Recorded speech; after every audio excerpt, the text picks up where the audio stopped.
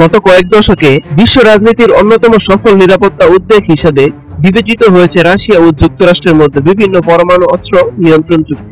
বিশেষ করে 1987 সালে স্বাক্ষরিত মধ্যম পাল্লার পরমাণু অস্ত্র যুদ্ধবিরতি ও পারমাণবিক সশস্ত্রতা হ্রাসে যুগান্তকারী ভূমিকা পালন করেছিল এটি।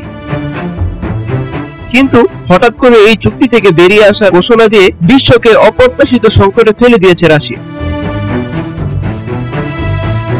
সোমবার রুশ পররাষ্ট্র মন্ত্রণালয়ের এক বিবৃতিতে বলা হয়েছে, তারা আর মধ্যম ও স্বল্প পাল্লার পারমাণবিক ক্ষেপণাস্ত্র মোতায়েন সংক্রান্ত কোনো সীমাবদ্ধতা মানবে না। এতে শুধু পারমাণবিক অস্ত্র নিয়ন্ত্রণ ব্যবস্থা দুর্বল হয়নি, বরং পূর্ব পশ্চিমের মধ্যে নতুন করে স্নায়ুযুদ্ধের আশঙ্কা বাড়ছে বলেই ধারণা করছেন বিশেষজ্ঞরা। খবর Al Jazeera, the New York Times.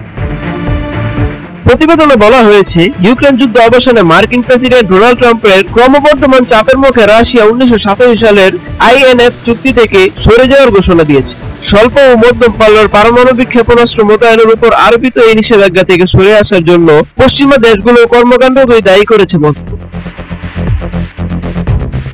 পশ্চিমাদের তৎপরতা রাশিয়ার নিরাপত্তার জন্য সরাসরি হুমকি বলে মনে করছে দেশটি।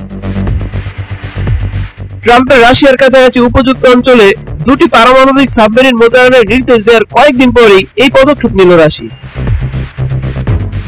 রুশ পররাষ্ট্র মন্ত্রণালয় জানিয়েছে, যুক্তরাষ্ট্র ও তার মিত্ররা ইউরোপ ও এশিয়া প্যাসিফিক অঞ্চলে পারমাণবিক অস্ত্র মোতায়েন করেছে। এই পরিস্থিতিতে আমাদের একতরফা নিষেধাজ্ঞা বজায় রাখার আর কোনো অর্থই নেই।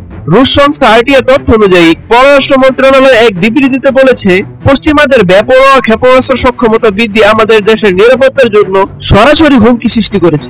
পরে রাশিয়ার সাবেক প্রেসিডেন্ট দিমিত্রি মেদভেদেভ স্বল্প ও মধ্যম পাল্লার পারমাণবিক ক্ষেপণাস্ত্র মোতায়েনের উপর নিষেধাজ্ঞা প্রত্যাহারের জন্য ন্যাটো দেশগুলোকে দায়ী করে এক স্যান্ডেলে পোস্ট দেন। তিনি বলেছেন, মস্কোর প্রতিক্রিয়ায় আরো পদক্ষেপ নেবে রাশিয়া। উল্লেখ্য, 2019 সালে রাশিয়ার চুক্তি লঙ্ঘনের অভিযোগ এনে আইএনএফ চুক্তি থেকে সরে এসেছিল যুক্তরাষ্ট্র। এরপর থেকে রাশিয়া বলেছিল, ওয়াশিংটন যদি এ ধরনের অস্ত্র মোতায়েন না করে তবে তারাও করবে না। তবে গত ডিসেম্বরে পররাষ্ট্রমন্ত্রী সার্গেই ল্যাভরভ ইঙ্গিত দিয়েছিলেন, কৌশলগত ক্ষেত্রে যুক্তরাষ্ট্র ও ন্যাটোর খামখেয়ালি কর্মকাণ্ডের প্রতিক্রিয়ায় মস্কোকে পদক্ষেপ নিতে হবে। 1987 সালে সোভিয়েত নেতা মিখাইল গর্বাচেভ এবং মার্কিন প্রেসিডেন্ট রোনাল্ড রিগানের মধ্যে স্বাক্ষরিত হয় চুক্তিটি। এটি 500 থেকে 5500 কিলোমিটার পাল্লার ভূমি থেকে নিক্ষেপযোগ্য ক্ষেপণাস্ত্র ব্যবহারের ক্ষেত্রে নিষেধাজ্ঞা বহালের ব্যাপারে সম্মতির গুরুত্বপূর্ণ দলিল।